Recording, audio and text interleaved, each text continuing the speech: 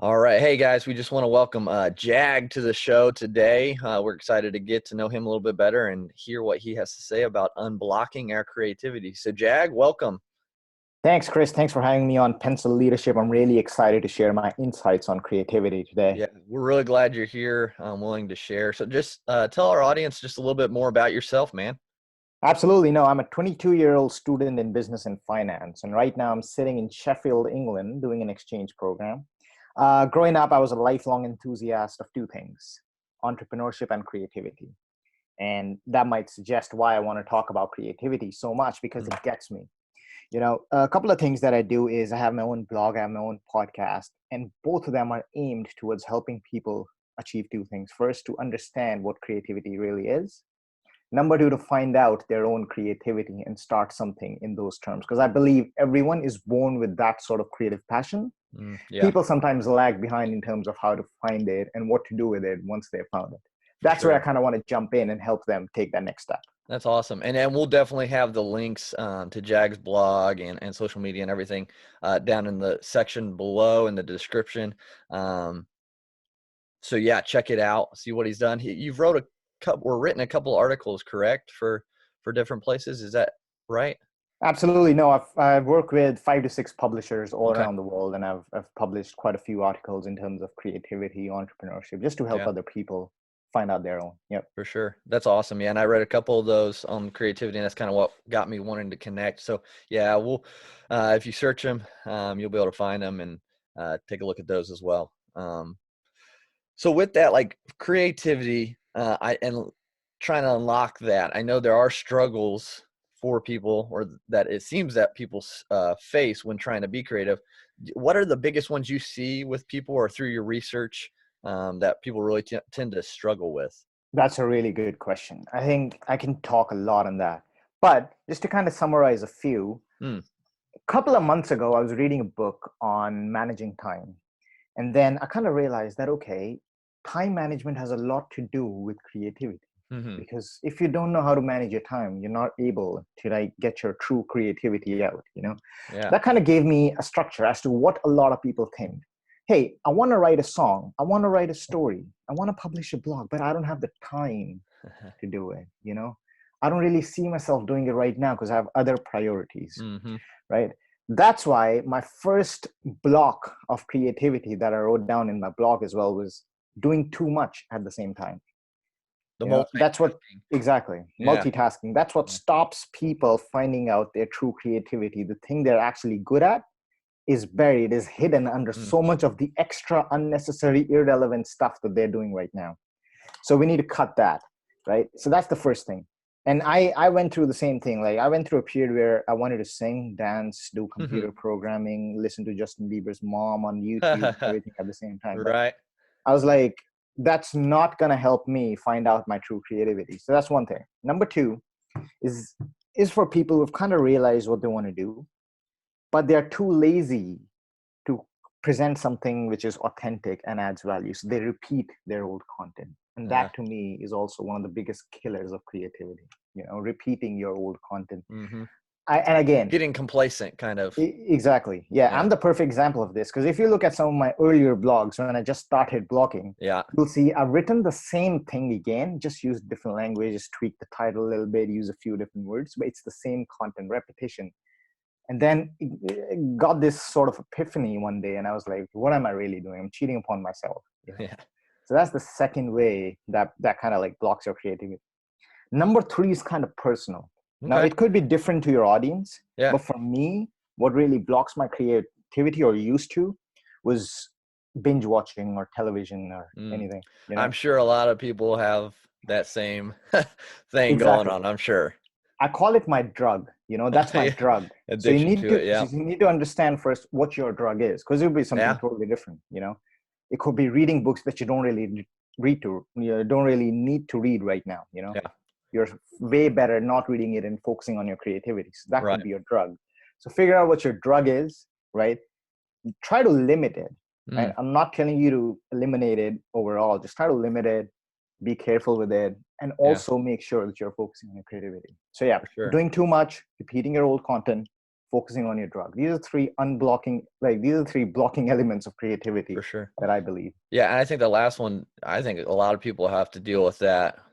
Just I think social media is such a big one too that Yeah, just sucks away so much of our time without us even knowing it yeah, nowadays. And I know they have things on your phone or apps that you can track or can block certain amounts of time that you're on those. So yeah, I think figuring that out and like being aware of it yeah. is huge. Like, oh crap, yeah, I just wasted however many hours sitting here scrolling through Instagram or Facebook, and I could have been doing some research to create better content or get ideas. And yeah, I think that's huge. I think that one is a real struggle for a lot of people, myself included. I find myself wasting time every now and then. So Yeah. definitely one that you can always. I like the expression that you use right there, wasting time. I know Mm, it's a cliche, but right. I was watching this TED talk the other day, and he said like this dark playground Hmm. analogy, which means like Mm-hmm. you're doing something else, but at the same time, you know you shouldn't be doing that. You should have been Yeah. doing something else. So you're in the dark playground. So exactly, kind of leads to Yeah. what you were saying. Figure out if you're in the dark playground, and if you Right. are, have a strategy to go back and do the thing you wanted to do. For sure. Yeah, yeah, just figuring it out, stating there's a problem is Yeah. the first great step. So what are some ways that you have personally went about getting like unstuck? Yeah, I guess your top 3 methods of keeping on track and keeping focused on creating creative content. Absolutely. Now, that's a brilliant question. Find myself distracted off the line on the Mm, sidelines, not doing what I should be doing a lot of times. Now, being okay. a student, that happens naturally sometimes. You don't even realize, right? Right. So you got to keep yourself in check. You need to have some sort of strategy or mechanism which kicks in almost automatically, right? And kind of rings the alarm that you're doing something that you shouldn't be doing at this time. So Mm, go back. For me, what that works is I constantly remind myself the bigger picture, the why I'm doing what I'm doing. What is the reason for me to be creative today? mhm. And a lot of time that kind of resonates with my daily activities. And if it doesn't, that rings the alarm bell that this is not something which is going to add value to me or to my audience, and I shouldn't be doing this. So just having that question, that alarm Yeah. ringing in almost automatically kind of puts me in a position where I'm constantly checking my activity, whether it resonates with my overall why or not. That's awesome. And sometimes it's hard. Like sometimes you can get discouraged. You get Exactly. um kind of complacent or you get down on yourself. You're like, well, this isn't working like I thought it was. So if you Yeah. don't have that why, if you don't go back to the reason, the root reason you're pursuing this, your blogs or your art or whatever it is, Yeah. you're going to lose that fire for it and you're going to get off track. And I think that first one's perfect. So yeah. So do you have a couple other ways that you personally like keep on track? I know I kind of stepped in there. Sorry about that. No, it's all right. Now, I was going to say the second thing that I use, and I encourage your audience who are trying to stay consistent but find themselves being distracted all the time to use as well. It's called and it's a very common method. A lot of the successful people have used this as well. It's called creating a vision board. Mm, I'm pretty sure you've come across vision boards. mhm. You might as well have one of yours. Right. It's basically either a whiteboard or a display board, like back there, in which Yep. you kind of like paste your dream goals, the house you want to live in, the Mm, car you want to drive, the kind of watch you desire to wear on your wrist, And once you walk in, it will be a constant reminder of what you want from it. And then it would throw back the question, just like a mirror, that what are you doing right now to get that? yep. I could have a house up there, but if I'm drinking alcohol 24/7, that's not an activity which is going to lead me there. No. So unconsciously, that picture is in your mind, Yep. even though physically it's on the board, but unconsciously it's acting upon you from the inside, constantly reminding you that you need to do something because that's one of your desires. Yeah, I have my whiteboard Yeah. up here on the wall, and I write down. To me, just writing in words, my goals and what will come of it is a way that I keep those fresh and remind myself. So yeah, it's a great thing. People are like, oh, do I really need to write it down or have something posted? Like yes, like it just it changes just your mindset and your focus and ability to create those things. I think if we're constantly seeing that end result, I think it'll keep us motivated enough to keep going if it's really truly what you want. Right. No, absolutely. You're totally correct on that, because a lot of people are not accountable to themselves. Mm-hmm. So they need to figure out a mechanism in which they can be. Yep. If you want to serve a client in future, you need to serve yourself first. Do Yep. the service you want to do for others for yourself first. Be accountable to yourself. And then there are tools and ways you can go around it, creating a timetable, setting down Mm, your goals, following that timetable, vision boards and everything. So yeah. right. Yeah. That's awesome. Anything else that you do personally, like another big one that you've learned to do to help yourself stay on track or stay creative? Exactly. And I'm happy you brought this one up, Yeah. because we live in a world, right, where things go down all the Mm-hmm. time. You'd be walking out on a perfect day, suddenly it starts to rain and all your plans are just underwater, you know. So we live in a world where things are unpredictable. Now, this can happen physically, this can happen mentally too. Mm, The latter one has a lasting impact, unfortunately. So you need to be in a positive mental space, which is, by the way, impossible to do 24/7. you know let's right. say you have a garden, Chris, right? You go Yep. on a vacation, you leave that garden unwatered, you come back, you see weeds growing up there. Yeah. Mm-hmm. Now, nobody watered them, but they're still there. Right.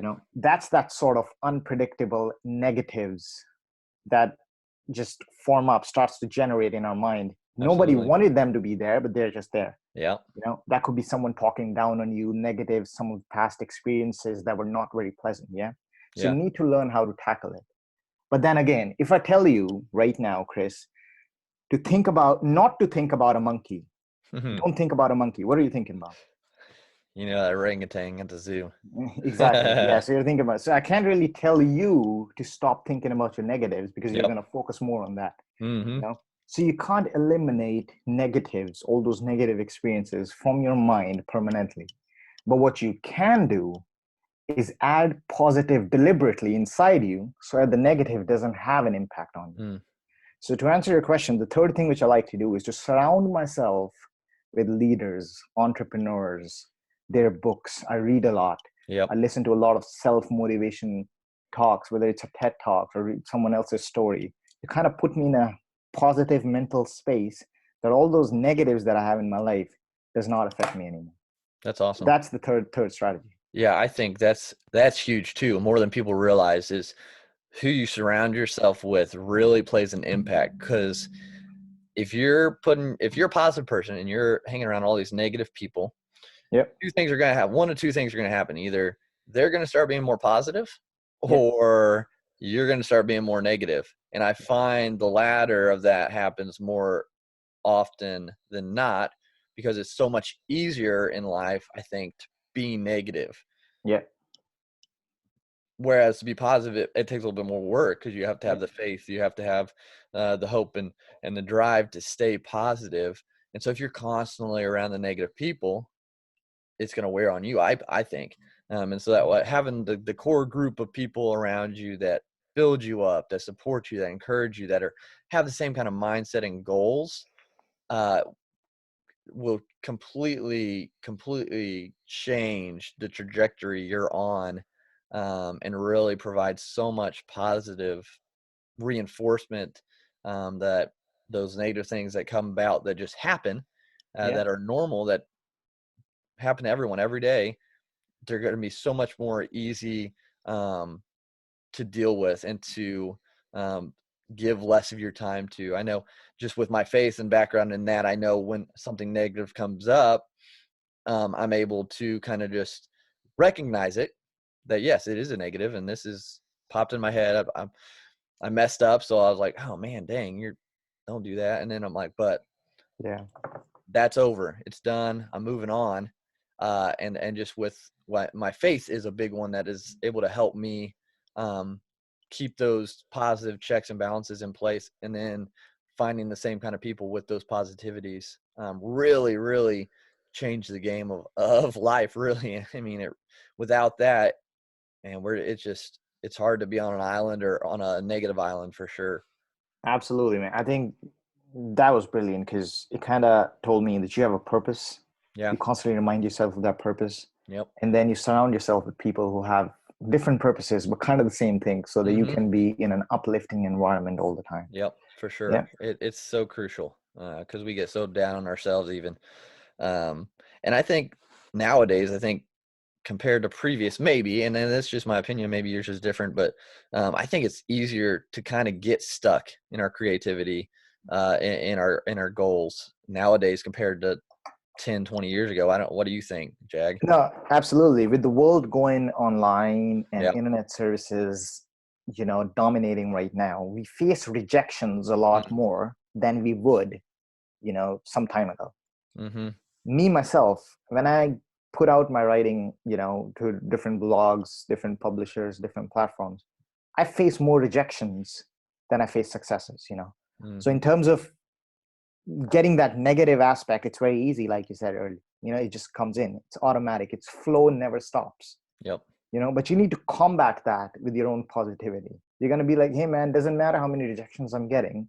I'm gonna keep doing this until I hit it. Right. Yeah. If I Yeah, can absolutely. create, if I can create a bar chart of my activity, the bars are taller when my failure is high. The bars are taller when my failure is high. That means my work ethic doubles when I'm getting more failures than successes. Mm, And I think that's the sort of mentality and attitude everyone should have if you want to have some sort of success with your creativity. right. I Yeah. agree. I mean, rejection is just part of it. I think we Yeah. just have more access to it because Yeah. we can get it so more quickly. I think that's another issue is that we can get everything so quickly, so fast, almost like instant gratification that Yeah. we're not really used to having to wait for the positive thing to happen, because we can have everything now, um, just with a click of a button. And so I think that's making it harder for people Absolutely. because they just want it. They don't have the patience almost and the Yeah. understanding to have that patience, and it takes time um, to reach whatever goal that they're dealing with, or excuse me, or what they're working on. And I'm trying to remember. I listened to a guy talk, and you've probably heard it. It's about the rejection. And I'll edit this because I can't think. I'm trying to pull it up right now. No problem. Oh, what is it? What's his name? He talks about he did the project where he did rejection therapy or Rejection something. therapy. Yeah. Yeah. Is I that know. it? Yes, absolutely. Okay. I'm trying to I know find what you're talking his. about. Do you know his name by chance? I unfortunately forgot his name, just like It's you. okay. I'm trying to look. Yeah. I'll just edit it because he had that was the rejection therapy was awesome. I listened to the Global Leadership Summit, Right. and um he spoke on that. What is his name? Doggone. Is it something like Drew Dudley or something that you're thinking I of? thought maybe he was an Asian guy. No. No. Robert Kiyosaki. Uh, Doggone. That was a good one. Yeah. No. Yeah. Here, Absolutely. I'll search rejection on here. See. I have the Global Leadership app. Oh gosh, I don't know how to say his name. Okay. Jia Jiang. Yeah, Jia Zhang. Yeah. How do you say Exactly. it? Yeah. Yeah. Just like that. Jia Jia Jiang. Zhang. Jia Yep. Zhang. Yep. Cool. Okay, we'll get back into that. So We'll we get were back talking in about that. Sounds good. rejection, right? Yeah. So yeah, with rejections, I listened to Zhang Zhang at the Global Leadership Summit, and he talked about his rejection therapy, which I think was a YouTube series he did, which really kind of got him going. And he wrote a book about it, and how he just went out to find rejections to kind of ease that sting from getting rejected. And he would do the craziest things, and eventually he did so many and was getting so many rejections, he would go out, but then something changed and he started getting yeses to really obscure questions he had. Like, for example, I remember from the summit, he went to a guy's house he didn't know, knocked on the door. He was dressed in his soccer stuff. So cleats, shin guards, he had a ball. He said, "Sir, uh, I was wondering if I could go play soccer in your backyard." To a guy he didn't know, but expecting a rejection, right? Yeah. But for some reason, he had done it so much and had the confidence that just kind of oozed out of him that he didn't care rejection. The guy was like, "Sure." And he's like, so what am I supposed to do now? Go back Mhm. there and play soccer by Yeah. myself. And so he was back there. He had a guy take a picture. But like that's kind of the thing. We have to go through so many rejections before we get that yes. And I think creativity is the same way. You have to keep working at honing your creativeness or creativity um, until we kind of get the better understanding, a better grasp of what we're doing. And I think that's something not to give up, to remember that it's not going to be instant. No, absolutely. Yeah, yeah. Nothing's instant. Like it Yeah. takes hard work. So, and expect people to make fun of you if you're doing something for the very first time. You know, I'm Mm-hmm. a Oh, for terrible sure. basketball player. If I start going out, playing basketball, people are gonna laugh at me. Oh You yeah, know, me too. It's all but right. I think that's the sort of attitude you need to have with your own creativity. You know, when you're putting stuff out for the first time, people Yep. are gonna say comments. You know, haters are gonna hate. They're gonna say something which you probably won't like, but what sort of mental attitude you need to have when those things are happening is what determines where you will be with your creativity. Absolutely. Yeah. Especially if it's something different Yeah. that you completely out of your ordinary, but you feel like that's your passion or the vision you have for the future. A lot of people like to be comfortable. So when they see you doing something that's really out of the ordinary, that's really going to like challenge you to get out of your comfort zone, they're going to be like, oh yeah, good luck. Like you're probably going to do that for a little while and it's going to be over. Like, but if it's true passion, you stay with it and don't listen to those people. And unfortunately, a lot of times that's your family and that's your close friends, because most people Yeah. are okay with being complacent and comfortable and not changing and not challenging themselves. So there are a lot of creative people out there, a lot of people that are successful being creative. Have you noticed through your research or your interactions with these people, do they have something in common? Do they do something different that we're not doing right now that we could be to kind of get us to that next level? Yes, I think, you can talk about having the vision board like we did. You can talk about Yeah. figuring out your purpose and everything. You can talk about that for ages. Mm, But at some time, the work needs to come in. You can only talk so much. I can talk about leadership, creativity, all I want. But if yeah. I'm not doing it, you know, that doesn't make me a valuable person. Yeah. So to answer your question, work ethic for me is the main thing, right? I can give you a million examples of people who are talking now, but if you rewind and go back to when they started, the work ethic is just like donkulous, Yeah. you know. Yeah. You So got to have yeah, action with what you're you, saying. absolutely. And sometimes you got to put in more action and Hmm. take less time speaking about it, Yep. because at the end of the day, action drives you. Yep. you know your dreams and aspirations, whatever you have, the only path towards them is action. A Yep. lot For of it sure. is cliche right now, but it's so true. Work, four Yeah. letter nasty work, somebody's got to do it. Yeah, absolutely. And those people who are doing it are being successful. And Exactly. that's a big thing that really took me a long time to kind of understand, was those successful people, those people who are doing good or at the level that I want to be at. Um, it wasn't overnight. Yeah. Sure, some of them had the blessings of an audience already through whatever they were able to do. Um, but most all of them had to start from nothing or nearly nothing to get where they are. And just like you said, the work that they Yeah. put in, um, m- most people don't see. They don't see that. They don't understand that. They see, oh, they were here and look, oh yeah, they Yeah. got lucky. They Yeah. got lucky. They got all Yeah. this stuff. They built this business. I know Grant Cardone says it a Yeah. lot. I just watched his video of how people were telling him he would never be successful. He'll never be able to build anything like he has. And he was like, forget them. Like, Yeah. and he worked his rear off and look at him now. If you don't know who he Absolutely. is, he's No, totally a fan of Grant yeah, Cardone. he's Absolutely. great stuff, hard Yeah. worker. He's made an amazing name for himself and his company. Um, and so like people like that people on the outside, they just say, oh yeah, they got lucky. They got Yeah. their break.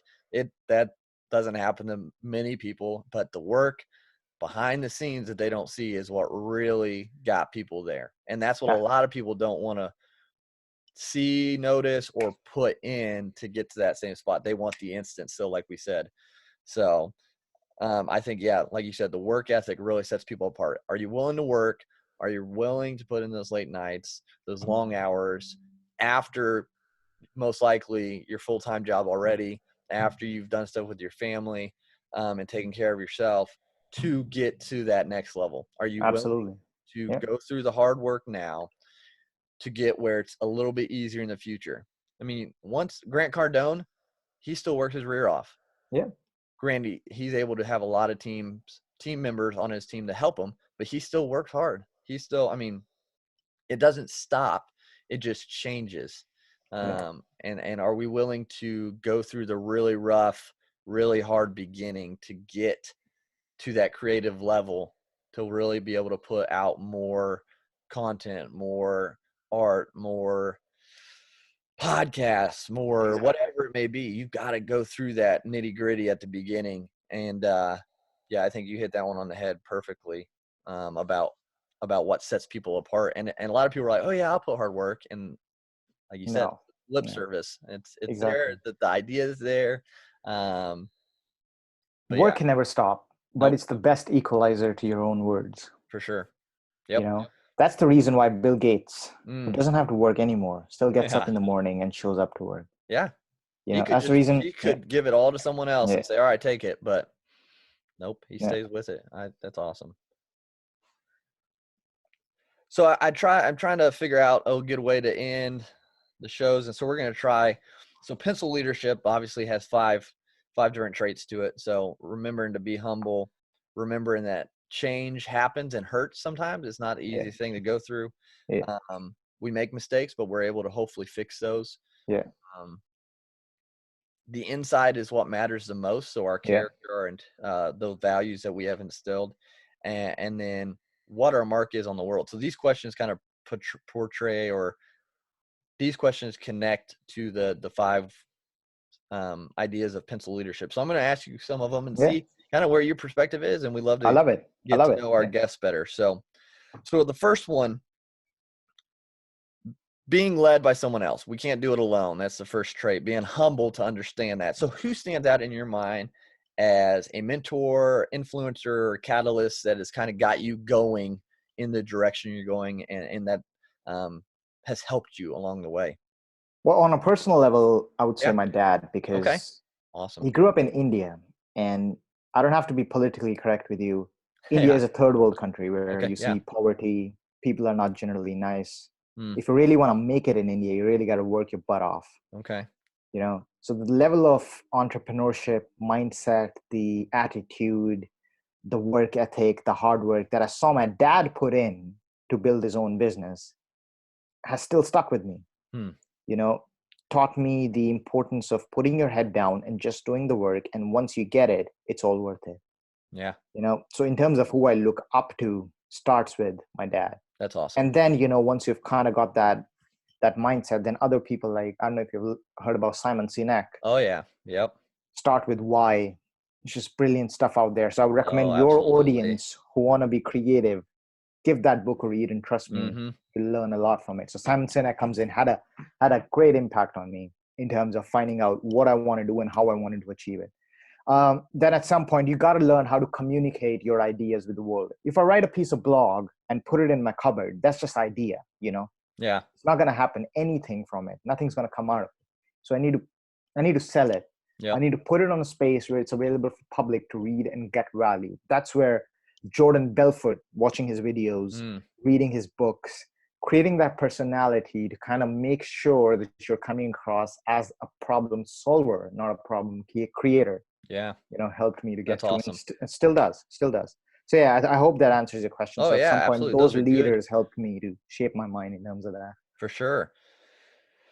So as far as being sharpened, like a pencil to be more efficient, even though it hurts, has there been a memory or a memory you have of something that was rough to go through, that wasn't the easiest, but in the end made you better? Absolutely. Yeah, a very, very humiliating experience that I had in my teenagers, though. Yeah, just Uh, um, I remember I participated in a debate, and I wasn't really a public speaker back then. okay. Now I would say, like, I would love the opportunity to jump on the stage and talk, but Yeah. back then things were a little bit different. So I was like, okay, well, at some point I need to get out of my comfort zone. So I got out of my comfort zone, participated in this debate, stepped on the stage just to make a total fool of myself. Oh no. People were laughing by the Yeah. end of my speech. There were a couple of words that I pronounced wrong. you Uh, know uh, After that I was like, wow, that was really humiliating. I don't think I would ever want to do something like this ever again. But then at that point, fortunately, like I talked about during the beginning of this podcast, I had my why cleared. I yeah. had the bigger picture clear. I said, this is just one failure out of so many that I need to go through to become that person that I want to become. So Yeah. I built on that. Instead of hiding away from my mistakes, I did something called failure analysis, which a lot Mm, of people should do, yeah. which is to facing what you did wrong and then Hmm. figuring out what not to do so that you can be right in your next attempt. For sure. Did that. I used to lock myself in the bathroom, practice in front of the mirror, you know, get that flow right in terms of public speaking and everything. And right now on my own podcast, just That's talking awesome. about it and everything. So yeah, it's really the growth that matters. That's cool. It's always cool to Yeah. look back and see, man, like in middle school, I had one grade, I think it was Yeah. seventh grade, that I could not read in front of the class. I got to the point where like I was like Right. flushed, like thought I was gonna pass out. Like one time in class, this is embarrassing, but I'm gonna be open and transparent. I knew we were about to read and I knew I was gonna get called on. I just knew it. So I asked to go to the restroom Yeah. and I stayed in the restroom the whole class period. They sent the Right. principal to the bathroom to make sure I didn't like pass out or die or anything. He came Wow. in, he said, "Hey, you all right?" I said, "Yeah, one of Just those chilling days." around. Yeah. And so, but then after that, the next year I was in drama. I was Yeah. on stage doing drama. I was reading in front of people. It was the weirdest mental kind of block that I had to get over. So I understand on that, Yeah. learning from it and be like, all right, we got to fix something.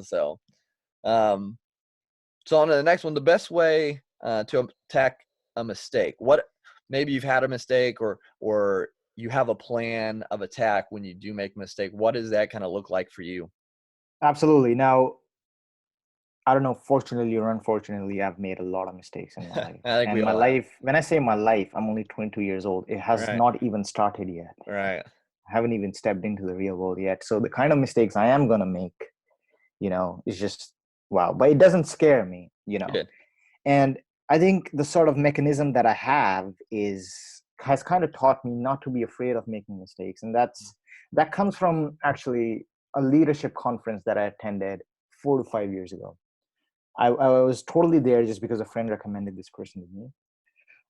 Wasn't a very popular person. I don't even remember his name, but it was one thing which he said that Hmm. has stuck with me since then. Was I went up to him. I said, I really enjoyed your talk. I want to be where you are right now.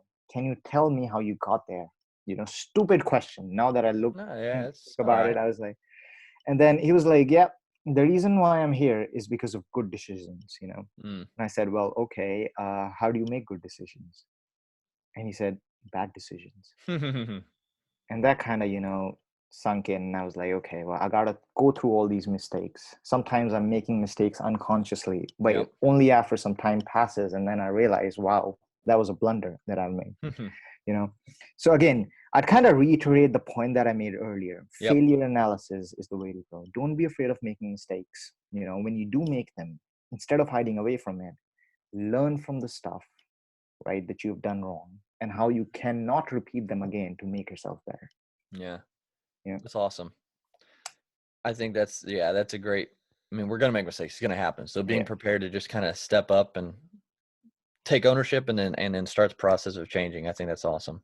Because things would go wrong. It's your Yeah. it's your attitude, your mentality when they actually go wrong, how to Yeah, come back, how to fix that situation, for sure. Yeah. matters the most. Agreed. 100%. Yeah. So as far as your value system goes, what's the most important personal value that you have or that you focus on or try to continue in everything you do? For example, like integrity or character or honesty, Attitude attitude. is the one thing that I play with. Yeah. I think attitude resonates with so many aspects of human behavior. It is so powerful. I'm going to throw in another cliched line here, which people have learned, which people have heard over 1,000 times, but only some of it really get it. Yeah. It's Distance from ground to sky is not a matter of altitude, but a matter of attitude. Mm, Ground could be where you are right now. The sky could be your dream, yep. right? It's not a matter of altitude, how high you can dream is a matter of attitude, Getting what it there. changes you can make right now to get there. That's So awesome. attitude resonates with me on every personal level that I can think of. Accountability. Yeah. Did I do the things I wanted to do right now? That's my attitude. What am I doing right now? Is it going to add some value to other people? Is it going to help me achieve my dreams? That's my attitude. So one value which I need to pin down and focus on, and I constantly try to do it, is attitude. That's awesome. That's great. I mean, you don't always hear that as the response, but I think you're right. I think the attitude plays into so many different values, just from your mindset. So that's awesome, man. Last one we got is, what is one way that you hope to make a difference in the world? How do you want to leave your mark as a pencil leader? Exactly. Now, that is a great question. It's a great way to actually close any talk, to talk Hmm. about your end goal. Yeah. You know, I've thought a lot about this, and the reason why this thing, which I'm going to say in a bit, is important to me is because where I come from. I Okay. grew up in an Indian family where things were expected of you. Now your own creativity, whatever you had, was all suppressed down, and you were forced to follow something which was, let's say, becoming a doctor, becoming an engineer. So your own Hmm. real creativity, and this happens with a lot of teenagers growing up in everywhere, in different parts of the world. But I had to do a lot of research into myself and outside to figure out what my true creativity was. So my total impact, my final impact, would be to inspire people finding out what their true creativity is, not following others, not following Mm, all the ups and downs of the world, but actually figuring out what they really are good at, what they truly believe that they can do, and actually creating something out of that.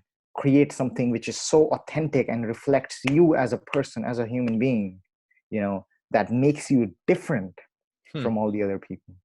And I want to achieve that by creating content on all sorts of ways. I'm creating podcasts right now. Yeah. I'm doing blogging. I'm going to get started on videos, creating documentaries and everything that I'm going to do is going to be an authentic representation of my character, who I am, aimed towards helping others do the same thing.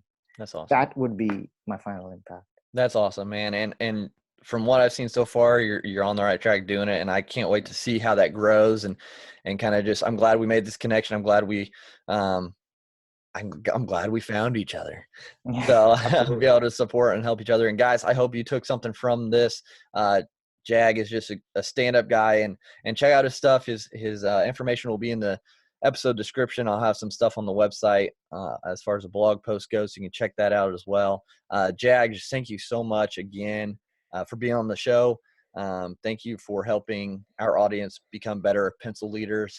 And we look forward to seeing how you grow in the future, man. Absolutely. Thanks for giving me the opportunity to speak on pencil leadership. I really love the show and actually want to have you on my podcast because you can add a lot of value. I want to hear about your story in terms of that. And that's awesome. That's humbling. I appreciate it. And I look forward to helping you out and Sounds being good. on your show as well, man. Thank All you so right, much, Chris. Jag.